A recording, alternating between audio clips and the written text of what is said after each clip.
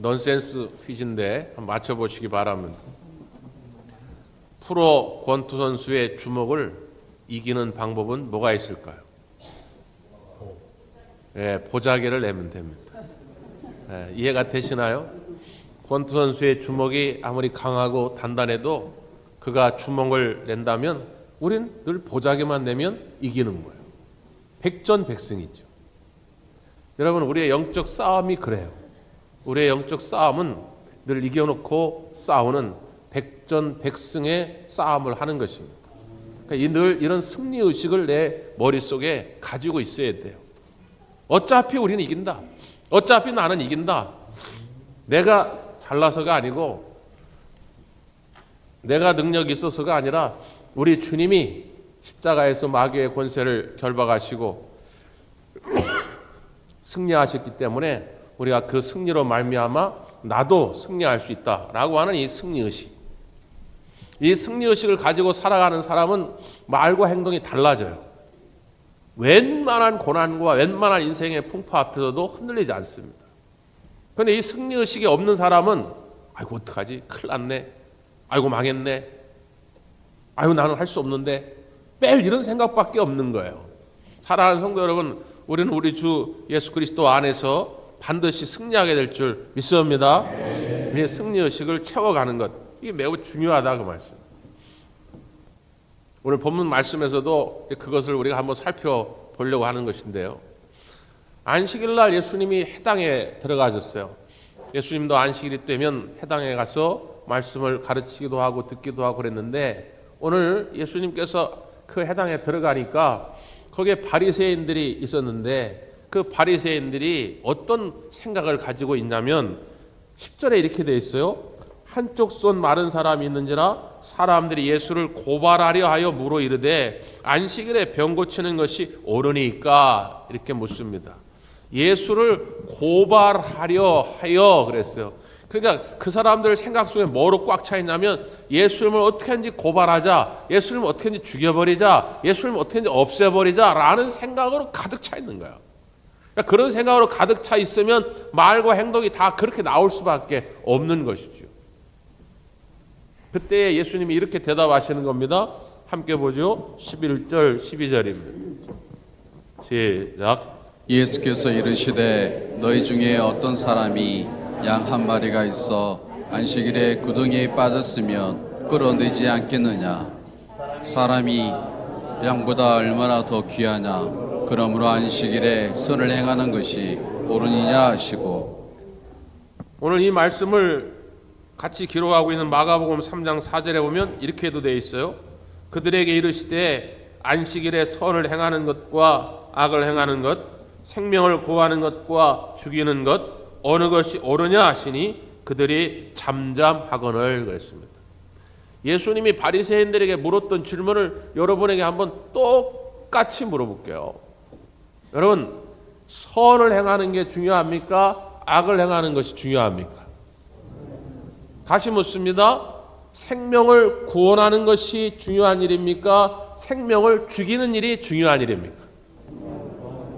정답은 다 알고 계시네. 네? 정답은 다 잘 알고 계셔. 그러면 알고 있으면 그렇게 행해야 되겠죠?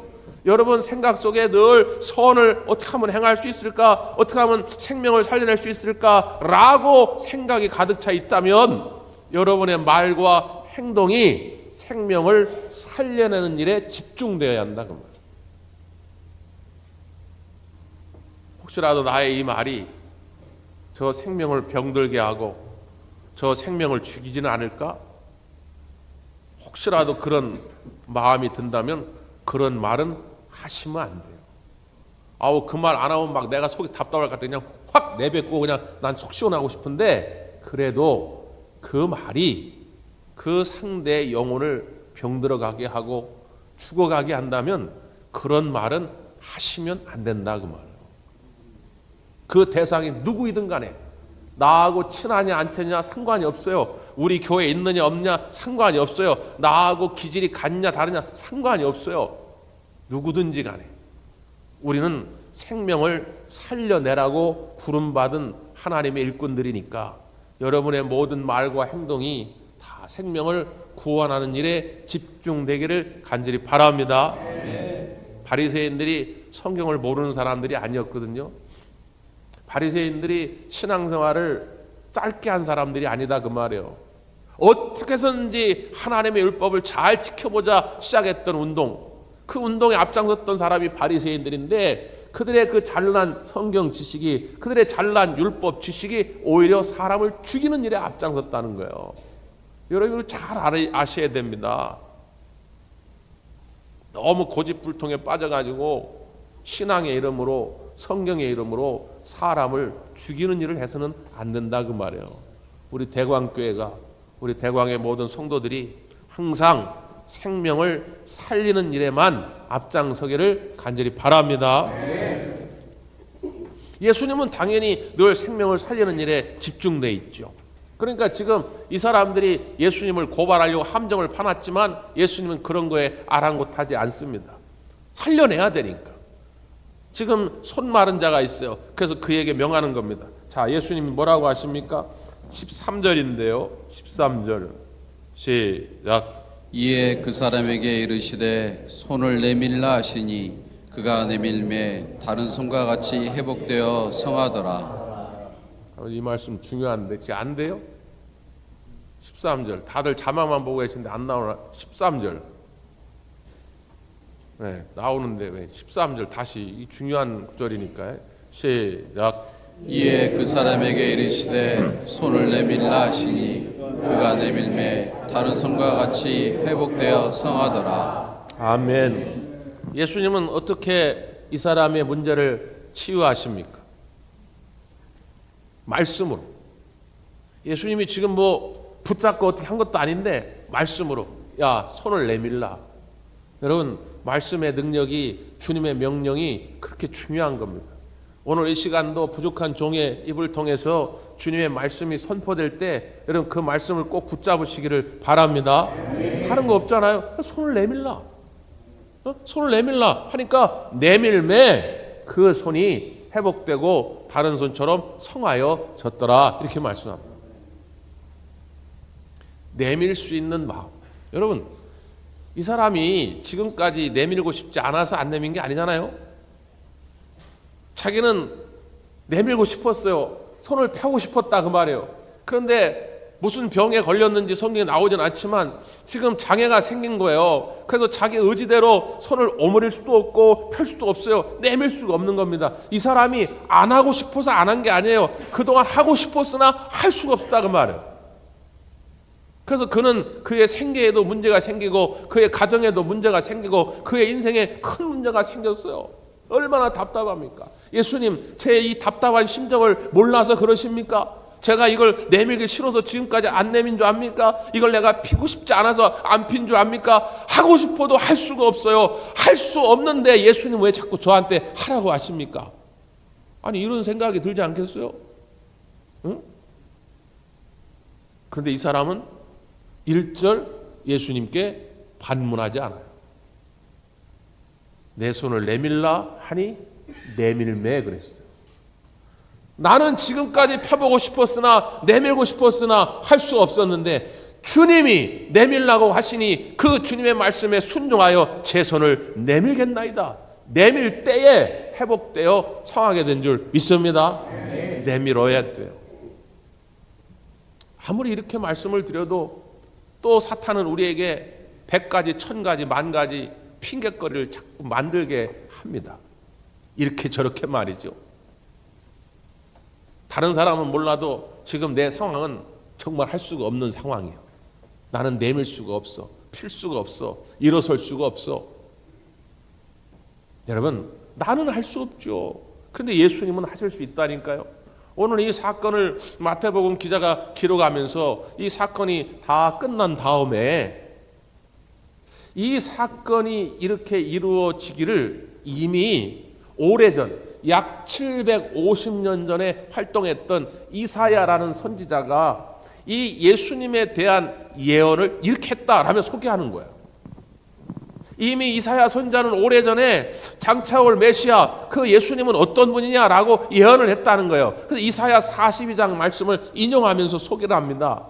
그 가운데 20절 이렇게 되어 있어요. 예수님은 어떤 분인가? 20절 시작. 상한 갈대를 꺾지 아니하며 꺼져가는 심지를 끄지 아니하기를 심판하여 이길 때까지 하리니. 상한 갈대를 꺾지 아니하시는 분이다. 당시 갈대는 피리를 만들거나 그 껍데기에 대해 종이처럼 글을 쓰거나 그랬는데 상한 갈대는 아무 필요가 없어요. 그렇게 할 수가 없으니까. 그러니까 꺾어다가 확 그냥 불에 태워버리든지 버려버리는 것이죠. 우리의 인생이 마치 그와 같다 그 말이에요. 남들이 볼 때 혹은 내가 생각해도 야 나는 아무짝에 이제 쓸모없는 인생이 됐구나. 나이가 들어서 돈이 없어서 병들어서 배운 게 없어서 하여튼 이런저런 이유로 나는 아무짝에도 쓸모가 없다 생각할지 모르지만 우리 예수님은 절대로 그 인생을 버리지 않겠다는 거예요. 꺼져가는 심지를 끄지 않겠단 말이죠. 옛날 우리 어르신들 등잔불 켜놨을 때 말이죠. 기름이 다 떨어져 가면 어떻게 됩니까? 연기만 나고 끓음만 올라와요. 그러니까 그 심지를 끌 수밖에 없는데 우리 예수님은 그럼에도 불구하고 끄지 않겠다는 거예요. 마지막 그 순간까지도 예수님은 우리를 버려두지 않겠다는 것입니다. 예수님이 그 마음을 가지고 계시기 때문에 나는 회복될 수 있다는 거예요. 내가 무슨 재주가 좋아서가 아니라 주님이 말씀할 때 그 말씀 순종하여 내밀기만 하면 주님의 그 긍휼하심이 주님의 그 전능하심이 우리의 모든 문제를 해결해 가실 줄 믿습니다. 그래서 내밀어야 돼요. 내밀어요. 일단 내밀어 봐야 돼요. 그럼 내민다는 게 뭘까요? 여러 가지로 해석이 되겠지만 지금 이 시대 신앙생활은 우리들에게 있어서 구체적으로 손을 내민다고 하는 건 주님 앞에 우리의 기도의 제목을 아뢰는 것입니다. 나는 펼 수 없는 상황이지만 나는 내밀 수 없는 상황이지만 주님의 능력을 믿고 내미오니 주여 응답하여 주시옵소서. 기도하는 거죠. 권길중 교수라는 분이 계세요.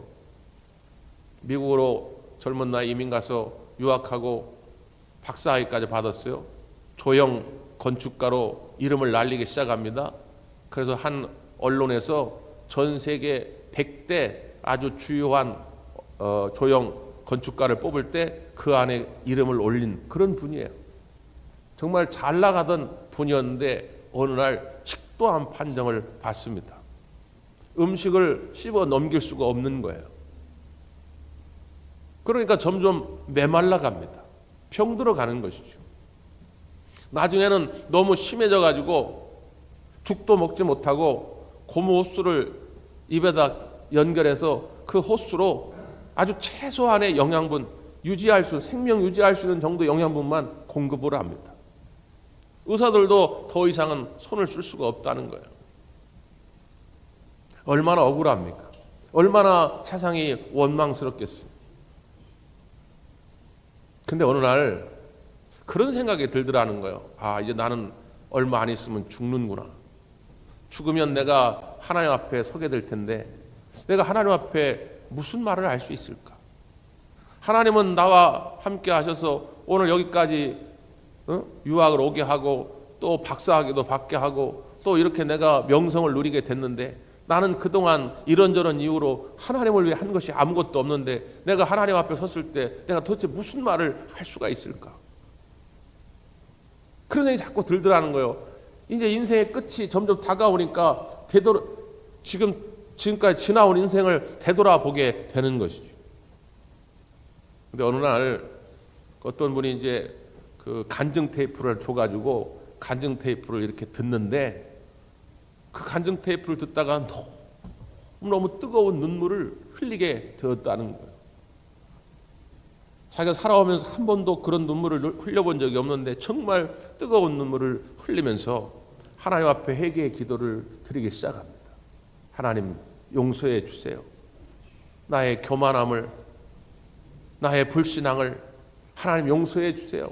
하나님은 내게 이러한 복을 많이 주셨는데 주님을 위해 살지 못했던 것을 용서해 주세요. 하나님 긍휼을 베풀어 주시옵소서.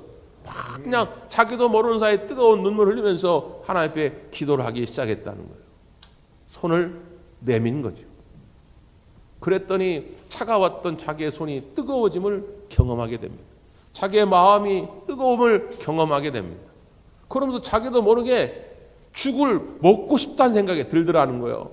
그 전까지는 먹을래야 먹을 수도 없었고 먹고 싶은 마음 자체가 들질 않았는데 왠지 이번에는 죽을 먹으면 먹을 수 있을 것 같다는 느낌이 자꾸 들더라는 거예요. 그래서 죽을 찾아다 먹기를 시작합니다. 며칠을 그렇게 먹기 시작하면서 얼굴에 생기가 돌게 되는 거죠. 의사들로 와가지고 이게 무슨 일이냐, 이게 참 신기하다, 이거 연구감이다 그러더라는 거예요. 그렇게 몇 달이 지나고 회복이 되어 갑니다. 하나님이 살려주신 것이죠. 그래서 그가 치유함을 받고 내가 어떻게 남은 인생 주를 위해 살까 해서 미국의 그 모든 안락한 생활을 뒤로하고 중국의 연변 과학기술대학에 건축학과 교수로 가게 돼요. 가서 중국 사람들을 선교하고자 하는 마음으로 가게 됩니다. 그가 마지막 순간, 이제 사람들도 다 끝났다, 포기해야 된다 하는 그 순간에도 그는 마지막 손을 내밀어 주님 앞에 간구할 때 하나님이 붙잡아 주시고 하나님이 살려주신 줄 믿습니다. 하나님은 우리를 상한 갈 때도 꺾지 않고 꺼져가는 심지의 상황에도 끄지 않는다는 그런 사실을 늘 믿음으로 내 안에 품고 있어야 한다는 거예요. 그러면 이제 하나님 앞에 나와가지고 당연히 기도의 손을 높이 올리게 되죠. 그게 출애굽기 17장에 등장하는 이스라엘과 아말렉과의 전투에서도 나타납니다. 우리가 아주 잘 아는 장면이죠. 이스라엘의 여호수아가 군사들을 이끌고 전쟁터로 나갑니다. 이스라엘 군사들은 한 번도 전투해 본 적이 없어요. 군사훈련을 받아본 적이 없습니다. 애굽에서 노예 생활하다 막 나왔는데 언제 군사훈련을 해봤겠어요. 근데 아말렉 이 군사들은 정예부대입니다. 이미 오래전부터 군사훈련을 받아온 이들이에요. 싸워서 이길 수가 없는 것이죠. 그런데 이스라엘이 이겼다는 거예요. 성경은 이렇게 기록해야 되지 않겠어요? 여호수아가 앞장서 잘 싸우니 이스라엘이 승리하더라. 여호수아가 지쳐 싸우지 못할 때는 이스라엘이 패하더라. 이렇게 기록해야 할 텐데 성경은 뭐라고 기록하고 있습니까? 모세의 손이 올라가니 이스라엘이 이기고 모세의 손이 내려오니 아말렉이 이기더라. 이렇게 기록합니다. 무슨 이야기입니까? 모세가 하나님 앞에 나와 기도의 손을 내밀 때 그의 여호수아가 이끌던 군사들이 승리를 하게 되고 그의 손이 내려오게 될 때에 결국은 패하게 되고 아말렉이 이기게 되었다는 거예요. 최종적으로는 이스라엘이 승리하게 되죠. 그래서 모세가 그곳에 제단을 쌓고 그곳 이름을 여호와 니시라 이렇게 정하게 됩니다. 그 말의 의미는 뭐냐? 여호와께서 맹세하시기를 여호와가 우리와 더불어 아말렉과 대대로 싸우리라 그 말이에요. 군사는 여호수아가 끌어왔지만 여호수아가 하는 싸움이 아니었더라는 거예요. 아말렉과 싸우신 분은 우리 하나님이었다는 것입니다. 어떨 때요? 모세가 기도의 손을 높이 들 때. 여러분이 기도의 손을 높이 들 때 하나님이 친히 나서서 여러분의 삶의 문제들을 해결해 가실 줄 믿습니다. 우리의 삶의 주관자가 되시는 그 하나님을 믿고 의지하는 마음이 있냐 그 말이에요. 문제는 뭐냐면 그렇게 기도하고자 하는 마음은 있으나 기도하다 보면 지칠 때가 있죠. 그러니까 성경은 뭐라고 기록합니까? 기도의 손이 내려올 때 모세가 너무 힘이 들어 그 손이 내려올 때 옆에서 아론과 훌이 그 손을 받쳐주었다는 거예요. 여러분, 모세 같은 위대한 영적 지도자도 지칠 때가 있는 겁니다. 지금까지 신앙생활 잘해온 정말 존경할 만한 장로님도 지칠 때가 있는 것입니다. 저분은 절대로 삐지지 않는 분인데 저분은 절대로 상처받지 않는 그랬던 정말 인품 좋고 신앙 좋았던 권사님도 지칠 때가 있는 거예요. 그럴 때 당신은 왜 지쳤냐고 말하지 말고 그의 손을 붙들어 줄 수 있기를 바랍니다. 그렇게 서로 붙들어 주라고 우리 대광교회 한 가족으로 짝지어 준 거예요. 당신은 옛날에 그렇게 기도의 손을 높이 올리더니 왜 지금은 기도의 손이 내려왔냐? 당신은 옛날에 봉사의 손이 그렇게 높이 올라가 있더니 왜 이렇게 봉사의 손이 내려왔냐? 섬김의 손이 내려왔냐? 사랑의 손이 내려왔냐? 당신 안 그럴 줄 알았더니, 당신은 늘 웃기만 하고 늘 기뻐하는 줄 알았더니, 당신도 승질 있네. 여러분, 인간은 다 연약한 부분이 있다니까요. 지금까지 안 그래도 오늘 그럴 수 있어요. 그거를 너무 나무라지 말고 그의 연약함을 같이 붙들어 주라고 나를 붙여줬음을 여러분 기억하시고, 우리 성도들의 믿음의 식구들의 그 손을 서로 붙들어 세워가시기를 간절히 바랍니다. 옛날 D.L. 무디가 열심히 복음을 증거하다가 심신이 지쳤어요. 너무 스케줄이 많아. 그래가지고 좀 쉬기로 하고 사람들이 별로 없는 스코틀랜드의 한 작은 마을로 휴가를 떠납니다. 거기에는 나를 아는 사람이 없겠지 하고 휴가를 떠난 거예요. 그런데 그 스코틀랜드의 작은 시골 마을인데 거기 대번에 이 D.L. 무디 선생님을 알아보는 사람이 있었던 거죠. 아이고, 무디 선생님 아니십니까? 아니 어떻게 여기까지 오셨냐고. 그래가지고 그 동네에 소문이 나가지고 그 마을에 그 교회 목사님이 찾아와서 기왕 오셨으니까 이번 수요일 날 우리 교회에서 설교 좀 해달라고. 그래가지고 쉬러 갔다가 올둘결에 수요일 날 집회를 인도하게 된 것입니다. 집회를 잘 인도하고 생각하기를, 여기도 나를 아는 사람이 있으니 제대로 쉴 수가 없네. 좀 다른 데로 다시 가야 되겠다. 그리고서 내일이면 다른 곳으로 떠나가려고 마음 먹고 있는데, 다른 교회의 목사와 또 성도들이 찾아온 거예요. 아니, 무디 전도자님이 여기 왔다는 얘기를 우리가 늦게 들어가지고 우리가 참석을 못했는데 이렇게 그냥 가시면 안 된다고 내일 한 번 더 집회를 해달라고. 그래가지고 목요일 날 또 집회를 한 거예요. 그랬더니 또 다른 교회에서도 온 거예요. 또 해달라고. 그래서 금요일 날도 한 거예요. 토요일 날도 한 거예요. 주일 날까지 연합 집회를 계속 이어가게 됩니다. 수많은 사람들이 모이고 은혜를 받은 거예요. 그리고 주일 집회를 마치고 이제 그 마을의 몇몇 교회 목회자들과 같이 이제 차를 마시면서 이야기를 나누는데, 이제 이 무디 선생님께서 얼굴에 좀 근심이 있는 것처럼 보였던지 한 목사님이 물은 거예요.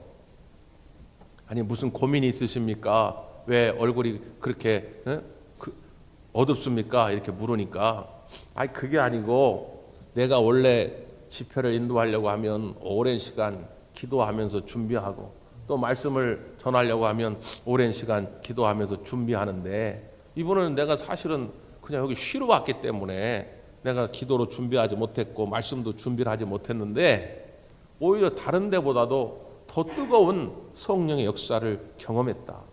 그래서 이게 뭘까? 이 이유가 뭘까를 내가 지금 생각하는 중이다.